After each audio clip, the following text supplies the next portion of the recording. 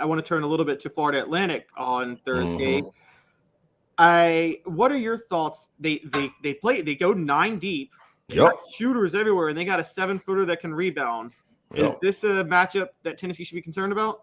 I think if Tennessee hadn't seen this before, but I think they had the opportunity to see this when they played Alabama, being able to shoot the ball the way they do. When they played Missouri, being able to shoot the ball the way they do.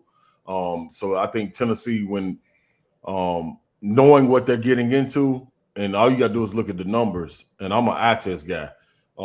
But you look at the numbers on this team, man, they go, like you said, go 9 deep, and 7 of them are shooting 3-pointers. 6 of the 7 are shot over 100 3-pointers. The 7th one shot 93. So it's like, one thing about it, they're gonna let it fly. And that's in transition to everything. So I think it'll be a detail that's paid attention to by Tennessee that won't get away from them. I think the thing that scares me the most about FAU is these long shots create long offensive rebound attempts. So you can get second chance points. If you're trained instinctive to close out and challenge the shot on your feet, turn and box. If you go away from that one bit and you run by the guy, to try to leak out a little bit, or you don't come back and everybody, 5 people rebounding, you get those second attempts. They shoot enough they're not going to keep missing. I think they shot 33s and 24 threes or whatever it is. They shot a high rate of threes and they haven't made some. At some point, FAU is going to make some threes. So you can't give them that opportunity to take second chance 3-pointers or you could be in trouble. Ron, are you surprised at all we haven't seen a Lane Kiffin tweet with FAU in Tennessee? I just checked to make sure, and he posted another picture of his dog. Maybe the dog will tweet it out at some point, man. I think he got his own Twitter too. Well, he was going to tweet it out, but he gave it great pause. Pause. Oh my God! Did you get that, Caleb? Took a second. Joke grenade. Oh my God! I like it. Sometimes I gotta tell a tale. Anyway, so he hasn't. Yeah, I actually got a rim shot of my new fangled machine here that I can play. Yeah, there we go. Yeah, it's pretty bad. All right. Are you surprised he hasn't tweet? If you had a bet lunch with me? Let's go ahead and have a fun lunch bet. Okay. And we can't incite him, because I could incite him right now and I could get him to tweet. Yeah. But we can incite him. Will Lane Kiffin have a tweet about the FAU Tennessee game before tip off? What time is the game? It's 6. 6:30. At 9 o'clock. I was not. Oh yeah. He almost definitely. I could see right about appetizer time. 6ish. You should be having dinner 6ish or 7ish. First beer or wine glass, and tweet a fire about an hour and a half before the game. I'm gonna give him all the way up to an hour and a half before the game. He can't resist. Come on, man. It's Lane. He can't resist it. I'm telling you. And it's almost like we're all, like you just said, Dave, we sitting here waiting I'm waiting. Come on, man. Give us what we're looking for. Come on, Lane. Don't let us down. Yeah. He I think he is such a savant with football. Maybe he doesn't realize it until the night of. But I'm going to predict a tweet coming out at 8 p.m. Eastern time. Maybe he doesn't tweet as much in the offseason because, he's a single guy now. Mm-hmm. We know his face. I don't know if Lane has ever been a completely single guy. This is true too. This is true too. Just leave it at that. Or is it because of the hiring? He don't want to cause too much attention to Chris Beard right now with them hiring Chris Beard. Oh, that's a good point. Good conspiracy theories. Could open up a door for attacks if, they've been able to fly under the radar with this hiring, with the tournament going on. That's true. It was an odd time to make this hire. You are right about that, Ryan. They waited right between SEC tournament finishing and March Madness beginning, right there on that Monday. Good point. Hey, let me ask you this question, and it kind of put you on the spot a little bit. But if Rick Barnes was able to get Tennessee to the Elite Eight, that would match what Bruce Pearl did. That'd be something that Jerry Green wasn't able to do. Mm-hmm. Where would he suddenly rank, just with one win? Where would he suddenly rank among the best Tennessee basketball coaches in history? Would he be number one? I mean, man, he would definitely have to be in consideration because of what this senior class has captured.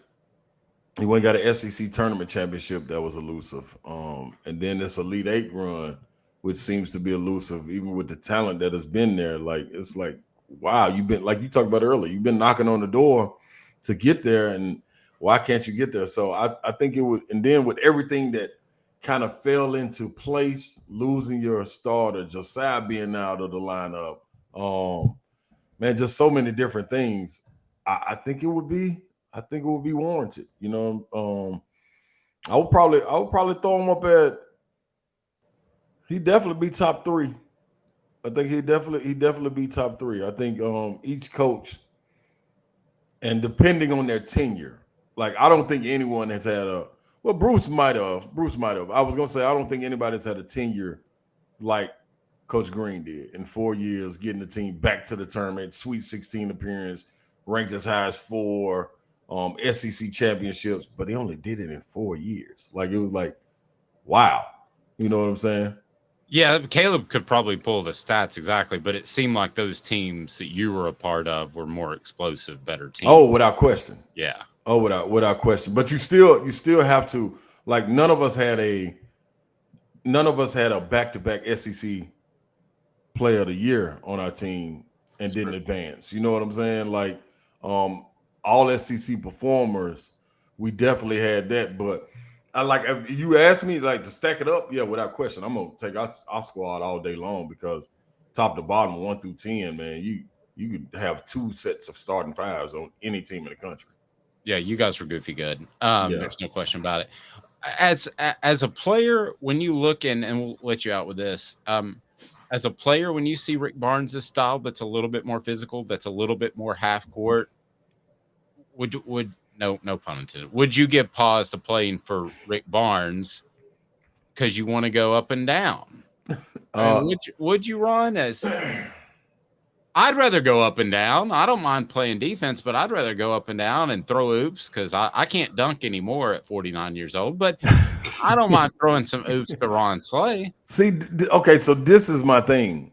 I think he does want to go up and down. Really? I think he does. I think the players, in a sense, you've had a bad mix, if that makes sense, of guys. So let's say this. Let's take the one and dones from 2 years ago in Keon Johnson and Jaden Springer, and put them with the shooting of a Zakai Ziegler or Jordan Bowden or Lamonte Turner, or, you know what I'm saying? Like, if you can get these bunches to overlap at some point, I think you have that. You think you just, man, those teams right there, Jordan Bowden, Jordan Bone, like, that's what they had to get out and do, run. You know what I'm saying? That's what I think he wants to do, is just, you get guys that I believe not sure of themselves to the point and living up to the expectations all the time, if that make any sense. Because imagine if Olivier could shoot the trailer 3. If he could shoot the trailer 3, this is a totally different ball game. It opens up the floor for dribble penetration. Imagine how many open threes he would get. I would love to play in this system. Oh my God, give me this all day long. That trailer 3 will be fired up so quick because nobody guards it. You know what I'm saying? Nobody shoots the trailer 3 as quickly as Ron Slay. I'm letting it fly. It's obvious when you would cross the half court stripe, he's going to shoot it. But he was 35% from that 3. I'm not knocking it. I was just saying I can see it in his eyes. He's already looked at the defense. He is going to shoot at the top. And Caleb, a lot of those contested so imagine playing with a guy that can shoot that 3. So now you got to close out. So when Zakai is known for turning the corner and getting into the paint, he's got to play against the guy that's supposed to be guarding the trailer, the guy that's guarding the paint, and his guy. You know what I'm saying? So it's different. If that guy's out of there and you gotta stick with the 5-man that lobs open, it opens up so so much more. I just think you can't get those guys in that spot. And really, you got to have a mindset also, I think, of, man, I don't care if he take me out.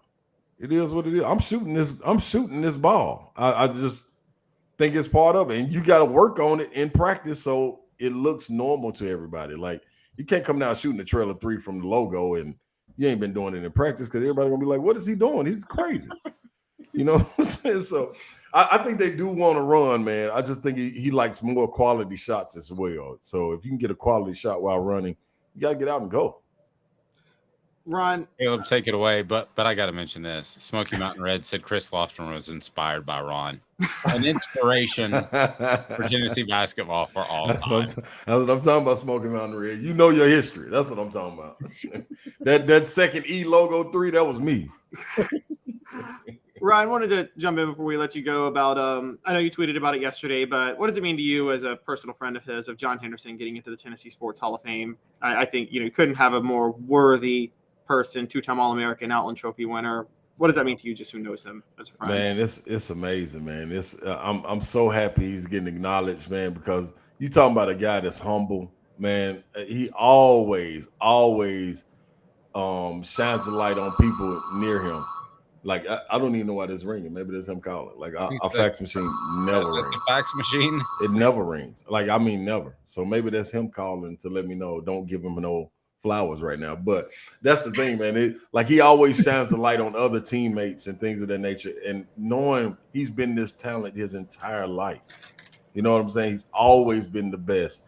And he's always pulled guys along with him to carry. Like, he put us in the group chat, all us from high school, yesterday, and was like, y'all, this ain't just me going in, this all of us going in. You know what I'm saying? So he's always thinking of others, man. And I'm so happy for him. I'm so happy. So I think he's gonna let me be the guy to introduce him. Really? You know what I mean, yeah. Then to the Hall of Fame. So that's gonna be a cool experience. I always looked up to him, man, as the big dog, and he is.